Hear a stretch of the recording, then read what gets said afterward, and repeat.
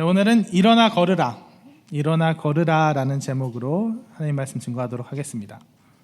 일어나 걸으라는 설교 제목, 유명한 본문이죠. 유명한 본문이라서 저 이 본문에 대해서, 이 제목에 대해서 기억이 있어요. 웃긴 기억이 뭐냐면, 보통 이제 사회자가, 다른 교회 이제 사회자가 사회를 보잖아요. 그리고 그러면서 뭐 어떤 제목으로, 만약에 뭐 열심히 기도하라는 제목으로 말씀 나눠주시겠습니다 하는데, 그날은 그 말씀 전하신 목사님도 일어나 걸으라는 제목이었어요.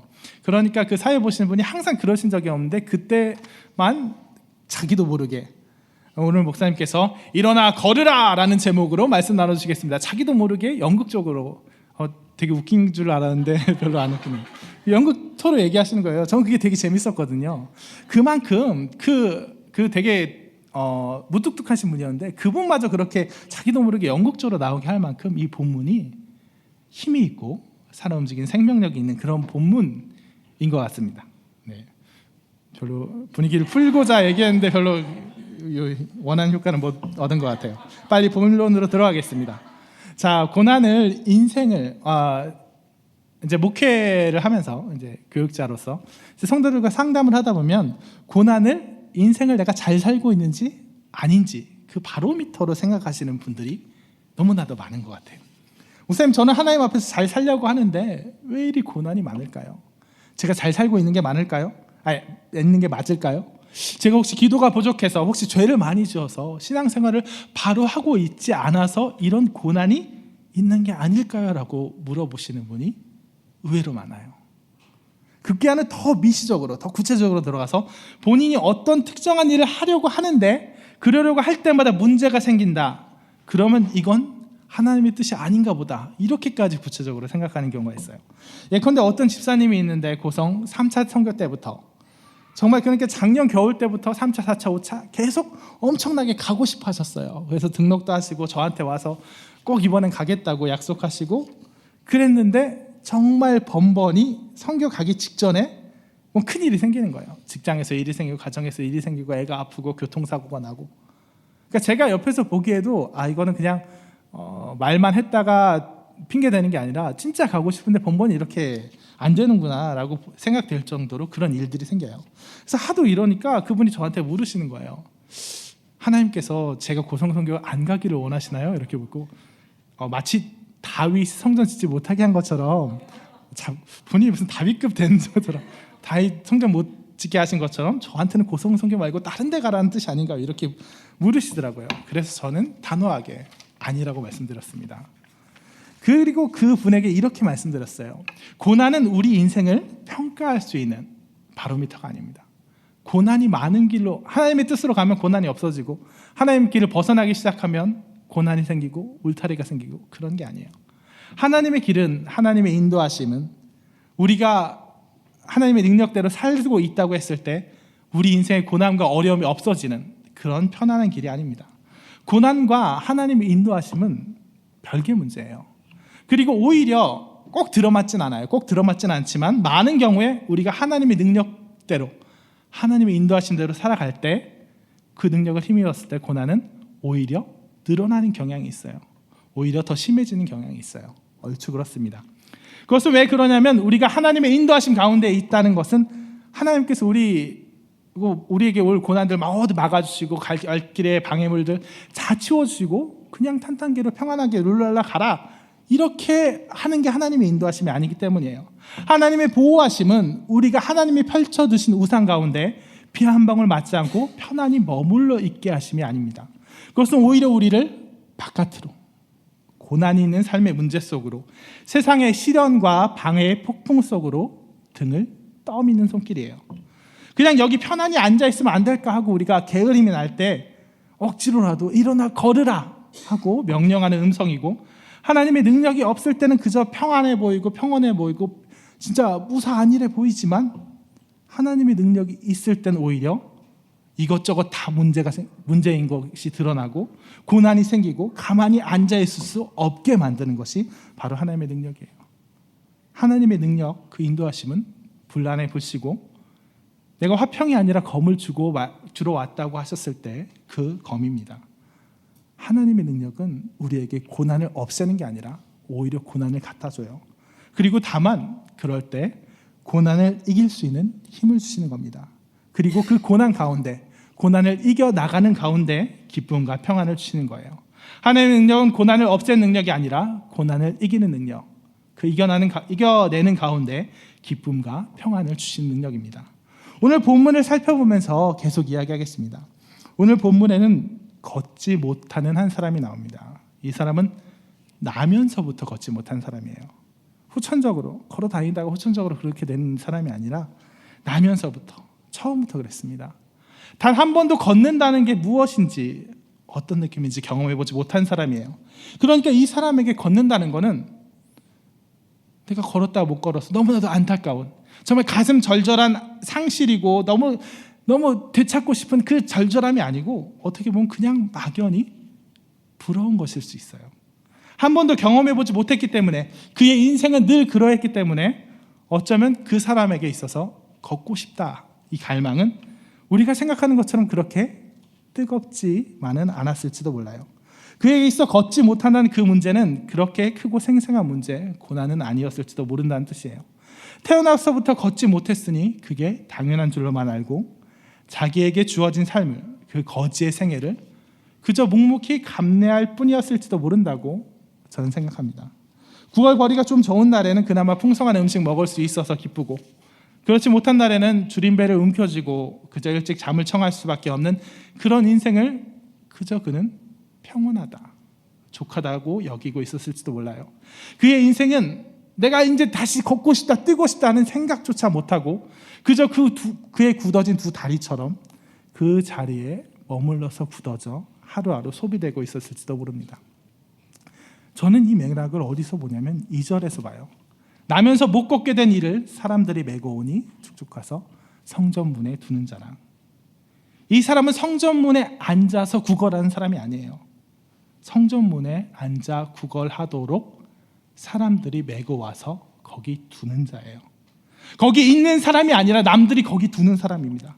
그가 그렇게 사는 것이 아니라 사람들이, 세상이, 그의 굳어진 다리가, 그 상황이, 그 사실이 그를 거기에서 그렇게 살도록 놓아두는 거예요. 사는 게 아닙니다. 그렇게 살아가게 된 것, 어떻게 말하면 그렇게 죽어가고 있게 된 것이에요. 하루하루 녹슬고 다 없어질 때까지 그저 살아가게, 아니 그저 숨을 이어가게 된 것이에요. 누가는 그냥 베드로와 요한이 성전 올라가다가 안주매기를 만났습니다, 이렇게 간단하게 얘기할 수 있는 것을, 많은 거지들 만난 스토리에서 그냥 그렇게만 처리하고 있는 것을 이 본문에서만큼은 누가 그를 메고 와서 거기에 두는 자라고 묘사함으로써 이러한 의미를 살려냅니다. 이러한 이 사람의 삶은, 단 한 번도 걸어보지 못했던 이 사람의 삶은 무척이나 반복적이고 정말 무채색으로 지루했을 것이지만 동시에 안온했을 거예요. 별 문제 없이 평온했을 겁니다. 그는 거지였지만 그래도 잘 나가는 거지였거든요. 이 사람이 앉아있는 곳이 어디예요? 성전 미문이에요. 미문, 아름다울 미자 써서 미문입니다. 성전으로 들어가는 문 중에서 유달리 아름답고 화려해서 사람들이 선호했던 문이에요. 그러니까 웬만한 일 있는 급한 사람 아니고서야 다 그 문으로 들어가는 아주 인기 있는 문이에요. 성전으로 들어가는 많은 사람들이 그 문을 이용했기 때문에 그는 많은 사람에게 구걸을 할 수 있었어요. 목이 아주 좋은 곳이라는 거예요. 그리고 아마도 그 많은 사람들 대부분이 그를 도와줬을 겁니다. 하나님한테 예배 드리러 가는 길이잖아요. 하나님한테 혹 내 어려움 아뢰러 가는 길이잖아요. 그러니까 아마도 하나님, 내가 이 사람을 도와주면 하나님 나를 도와주시겠지 하는 그런 마음으로, 혹은 그저 불쌍해서, 혹은 예배 드리러 가는 중 남들에게 내가 얼마나 자비로운 사람임을 알리기 위해서라도 어찌되었건 그곳은 구걸하기엔 최고의 포인트였을 거예요. 아마 이스라엘에서 이보다 좋은 포인트는 없었을 겁니다. 아마도 그를 메고 그 자리에 던져놓은 사람들은 아마 전문적인 조직이었겠죠. 지금도 존재하는 그런 조직이었을 거예요. 그 자리는 그 조직에서 특별히 관리하는 자리였을 거고, 그리고 오늘 이 사람, 걷지 못하는 이 사람은 그 조직에서 관리하는 사람들 중에 가장 잘 먹히는 사람이었을 거예요. 가장 사람들의 동정을 잘 끌어내는 사람이었을 거예요. 나름 그 중에서는 엘리트로 취급받는 사람이었을 거예요. 그러니 물론 그가 구걸한 것을 그가 가져갈 수는 없을 것이고 대부분을 빼앗긴다고 할지라도 그래도 그나마 최소한 생존에 영향을 미칠 만한 심각한 확대나 위기까지는 없었으리라 볼 수 있어요. 그러니 그의 인생에서 진정한 위기요 고난이라는 것은 찾아볼 수 없었을 거예요. 감히 일어나 걷고 내 삶을 내가 살아보리라 꿈꾸진 못하지만 그저 하루하루 그 자리에서 놓여져 있는 그 삶을 영위하기엔 큰 문제가 없었을 거예요. 깔고 앉은 자리의 불편함이나 오늘의 수학이 비교적 적을 때 그에게 가해질 약간의 구박과 불이익 같은 거, 그런 것에 불과했을 겁니다. 사람들은 그에게 호의를 베풀고 그는 그 소소한 호의들에 기대서 살아가는 큰 문제 없는 인생을 살았을 것입니다. 그런데 그런 문제 없는 그의 인생에 일대 변혁을 가져다 줄 사건이 나타납니다. 고난을 가져다 줄 사건이 나타나요. 베드로와 요한이 나타나는 거예요. 그들은 등장하자마자 이 사람의 진짜 문제를 직시합니다. 이 자리에 그저 굳어있는 이 사람, 이 자리에 앉아 구걸하며 있는 것이 아니라 이 자리에 앉아 구걸하도록 사람들이 메어다가 두는 그저 놓여진 이 사람, 이 인생, 이 죽어있는 인생의 문제를 직시해요. 이 문제를 다른 사람들은 얘기하지 않습니다. 다른 사람들은 언급하지 않아요. 왜? 해결할 수가 없거든요. 어찌할 수가 없거든요. 말해봐야 해결할 수 없는 문제, 말해봐야 답이 안 나오는 문제에 대해서 사람들은 얘기 안 합니다. 죽음과 멸망과 사후 심판에 대해서 이 세상 안 믿는 사람들이 얘기하지 않는 이유랑 똑같아요. 그의 다리를 낫게 해서 그를 다시 뜀뛰게 이리저리 달리며 그가 원하는 자리, 그가 살아갈 그 자리에 가서 설 수 있게 해줄, 정말 그가 다시 사람으로서 살아갈 수 있게 해줄 그런 능력이 없기 때문에 그의 다리에 대해서, 그의 굳어진 인생에 대해서, 그의 진짜 문제, 진정한 고난에 대해서 아무도 언급하지 않는 거예요. 외면하고 눈을 닫는 것입니다. 그리고 그의 작고 소소한 문제, 하루하루 그냥 오늘을 때울 그 때거리들의 문제만을 가지고 그를 위로하고 그를 도와주며 그가 그 자리에 편안히 머물러 있을 수 있도록, 어떻게 말하면 말라붙어서 굳어져 버릴 때까지 지켜볼 수밖에 없는 것입니다. 하지만 베드로와 요한은 다릅니다. 그들은 그의 진짜 문제, 걷지 못하는 그의 문제, 그렇게 말라 죽어가는 그의 문제를, 그저 놓여져 있을 수밖에 없는 그의 죽어버린 삶의 문제를 정확히 직시했고, 그걸 어떻게 해결할 수 있는지, 그 해결할 수 있는 방안에 대해서도 알고 있었어요. 그의 진짜 고난을 해결할 수 있는 능력, 그것이 어디에 있는지, 어떻게 하면 그 능력과 그를 연결시킬 수 있는지 알고 있었어요. 예수 그리스도의 이름, 죽은 자를 살리는 그 생명의 이름과 권세에 대해서 알고 있었던 것입니다. 그리하여 얘기합니다. 그리하여 그들은 다른 사람들처럼 진짜 문제는 얘기하지 않고 소소한 문제만 얘기하는 그런 다른 사람들과 같지 않고 이렇게 담대히 얘기합니다. 당신이 말한 은과 금은 내게 없습니다. 다른 사람들이 얘기하는 소소한 문제는 오히려 나는 모릅니다. 해결할 수 없습니다. 하지만 나는 당신의 진짜 문제를 알고 있습니다. 당신이 해결해야 할 가장 큰 고난을 알고 있어요. 그리고 나는 그 문제에서 당신이 어떻게 노임받을 수 있는지조차 알고 있습니다. 그 비밀에 대해서 지금 이야기해 주고 있습니다. 예수 그리스도의 이름으로, 그 생명의 이름을 그들에게 선포합니다. 나사렛 예수 그리스도의 이름으로 일어나 걸으라. 그 순간 그의 진짜 문제가 드러나는 거예요. 보고 있지만 아무도 보지 못하던, 알고 있지만 아무도 말하지 않던 그의 진짜 문제, 걷지 못하던 그의 두 다리가 전면에 드러나요.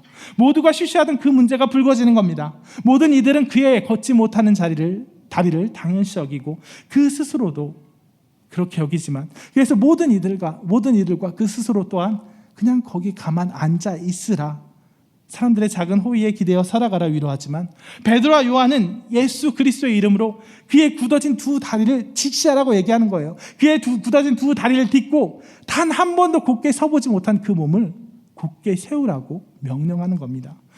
일어나 걸으라고 등을 떠미는 거예요. 한 번도 그 스스로 그 자리에 서보지 못한 그의 인생에게 이제 똑바로 서라고 강요하는 겁니다. 강하게 밀어붙이는 거예요. 그의 인생은 요한과 베드로의 만남으로 인해서 엄청난 고난 가운데 차마 감당하지 못할 그 문제 가운데 들어서게 되었습니다. 그의 인생 가운데 가장 큰 위기와 긴장 가운데 서게 된 거예요. 여태껏 일어서지 못한 그 두 다리를 가지고, 그냥 굳어져 버릴 수밖에 없었던 그 두 다리를 가지고 이제 일어서야 되는 그런 명령 앞에 직면한 거예요. 그리고 바로 그때 그의 두 다리에 힘이 들어갑니다. 7절, 오른손을 잡아 일으키니 발과 발목이 곧 힘을 얻고 뛰어서 걸으며 그들과 함께 성전으로 들어가면서 걷기도 하고 뛰기도 하며 하나님을 찬송하니, 그를 짓누르던 고난이 너무도 굳건해서 그걸 해치고 나올 생각도 해보지 못한 그 문제를 박살내는 힘이 그에게 주어집니다. 하루하루 고난에 짓눌려 굳어져 가던 그의 인생이 깨어지는, 그의 인생에 너무나 두터운 그 덮개를 뚫고 올라오는 그런 새로운 생명이, 새로운 꽃이 피어납니다. 새 능력, 그를 다시 살아나게 하는 예수 그리스도의 그 생명의 이름이 그를 회복시키는 거예요. 그를 일어서게 만드는 거예요. 그는 이제 놓여진 사람이 아니에요. 고난에 짓눌려서 거기에 그냥 굳어져 버려서 거기에 계속 말라 비틀어가져 가던 그런 사람이 아니에요. 반쯤 죽어 이미 죽어가던 사람이 아닙니다. 그는 뛰어서서 걸으며 성전으로 나아가고 걷기도 하고 뛰기도 하면서 하나님을 찬송할 수 있는 산 사람이에요. 피어오르는 생명입니다. 어쩌면 이제 그는 앞으로 그의 삶에 일찍이 경험해보지 못한 고난, 국어를 문제 못하게 되었으니까 하루하루 어떻게 살 것인가, 무슨 일을 하며 어디로 갈 것인가의 문제가 매일 생겨날 것입니다.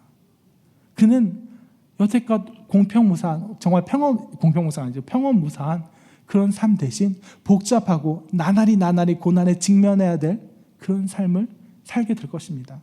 하지만 그의 두 다리에는, 곧게 선 그의 두 다리에는 이미 그 모든 고난을 이겨낼 힘이 주어져 있는 거예요. 생명의 예수 그리스도의 이름이 그로 하여금 그 모든 고난을 이기고 하나님께 나아갈 수 있게 만드는 그 능력이 그와 함께하고 있기 때문입니다. 이것이 하나님의 능력입니다. 이것이 하나님의 인도의 보호입니다. 하나님의 보호하심은 우리가 그의 날개 아래서 모든 고난을 피해서 그저 웅크리고 앉아있도록 편안히 꾸벅꾸벅 졸면서 그 밖으로 나오지 않도록 지켜주시는 능력이 아닙니다. 오히려 그 반대예요. 하나님의 능력이 임하면, 그 인도하심을 따라가면 없던 문제가 생겨나요. 아무도 말하지 않던, 외면하던, 그래서 없다고 치부하던 그 문제가 수면 위로 올라옵니다. 정말 그 영혼과 생명의 문제가 진짜 문제로 드러나요. 내가 예수님을 알지 못했을 때는 그저 고개 돌리고 있었던, 그냥 내 몸 내가 건사하면 됐던, 그래서 내가 알지 못한 척하고 있던 그 죽음과 영생의 문제들, 예수님을 알긴 알지만 그냥 나 혼자 잘 믿으면 되지 할 때는 그저 평안했던 내 가족과 친지와 주변 사람의 영혼 구원의 문제들, 그냥 우리 교회만, 그냥 내가 아는 사람만 생각할 때는 전혀 와닿지도 않았던 이 땅의 많은 믿지 않은 영혼들과 캄보디아에서, 인도에서, 네팔과 대만과 말레이시아에서 복음을 기다리고 있는 그 많은 사람의 문제들이 진정한 내 고난으로, 내 문제로, 내 사명으로 다가옵니다. 드러나요. 그리고 그저 세상에 맞춰서 살 때는 아무 문제 없었던 그 기준과 원칙들이 하나님을 알고는 그 뜻대로 살아가기를 원하고부터는 온갖 방해와 제한의 사슬이 됩니다. 그리고 바로 그럴 때 하나님의 능력이, 하나님의 예수 그리스도의 그 생명의 이름이 우리가 그것들을 이길 수 있는 능력이 되어 우리와 함께 하신 거예요. 그 세상의 기준과 원칙, 그 방해와 제한에 그저 맞춰 살면서 하루하루 살아갈 때는, 그냥 여기까지, 그냥 내가 이 정도 하겠습니다 하고 살아갈 때는 그냥 고만했던 그 삶을 살아갈 때는 정말 그렇게 굳어지고 죽어진 삶이 아니라, 그런 굳어지고 죽어진 삶이 아니라 그것들이 강요하고 그 안에 굳어 있으라고 얘기하는 그런 틀과 기준을 부수고 나아가는, 바위를 깨고 돌들을 들어 올리며 싹을 피워 올리는 그런 자라나는 생명의 삶이 우리에게 허락되는 거예요. 그리고 그럴 때 진정한 기쁨이, 진정한 평안이 우리를 찾아옵니다. 그저 빗방울 피해 꼼짝하는 무사 안일의 기쁨이요, 문제를 외면하는 평안이 아니라 우리가 원래 있어야 할 그 자리에 있음을 의미하는 그 진정한 평안, 그 그 샬롬이 우리를 찾아와요. 하나님이 원하시는 그 자리에 나아가니 내가 폭풍 속에서도 지극히 기쁘고 평안하다 하는 그러한 진정한 평안과 기쁨이 찾아옵니다. 그 자리에서 그냥 굳어져 구걸하며 하루하루 끼니를 때울 때 그냥 좀 더 받으면 좋고 덜 받으면 불편하고 했을 때는, 그렇게 무사안일하게 있었을 때는 느끼지 못했던 그 기쁨이 이제 비록 나에게 호의가 주어지지 않지만, 이제 비록 내가 움직이고 내가 정말 많은 고난과 어려움 가운데 나아가야 되지만 걷고 뛰며 성전 안으로 들어갈 수 있을 때, 내가 내 발걸음으로 주님 주신 힘으로 예수 그리스도의 이름으로 일어나 걸을 수 있을 때, 그런 모든 어려움에도 불구하고 주어지는 건 이제 아무것도 없음에도 불구하고 내가 기쁘고 평안으로 회복되는 그런 놀라운 역사가 일어나는 것입니다. 말씀을 정리하도록 하겠습니다. 많은 사람들은 고난을 우리 인생의 바로미터로 생각합니다. 고난이 많은 인생은 나쁜 인생이라는 거예요. 신앙생활 잘 못하고 있다는 거예요. 하지만 그렇지 않습니다. 우리가 신앙생활 잘한다고 해서, 하나님의 인도하심 따라간다고 해서 고난이 없어지거나 적어지는 것도 아니에요. 제가 볼 때 오히려 더 많아지는 경우가 태반입니다. 하나님의 보호와 인도하심은 우리를 모든 고난에서 탈출시켜서 정말 그 자리, 그저 평안한 그 자리에 그냥 앉아서 머물러 있으라 하는 그 자리, 그런 보호와 인도하심이 아니라 오히려 우리가 외면했던 문제들까지, 우리가 포기했던 그 문제들까지, 우리가 저 산은 너무 높으니 넘지 못하겠노라 하는 그 산까지 넘어서 그 산까지 뛰어넘고 그 문제까지 해결해서 하나님이 명령하신, 하나님이 원하시는 그 사명의 그 자리, 하나님이 원하시는 그 사랑의 그 자리, 하나님이 원하시는 그 놀라운 역사의 그 자리까지 우리의 등을 떠미는 놀라운 능력이고, 그 능력으로 힘있게 나아갈 때 진정한 기쁨, 진정한 평안이, 내가 그 자리에 굳어져서 그냥 무사안일하게 있을 때 느끼지 못한 기쁨과 평안이 우리에게 다가옵니다. 늘 하나님과 함께해서 고난 가운데 기쁨과 평안으로 충만하여지는 홍대세교회 성도들 되시기를 진심으로 축원합니다.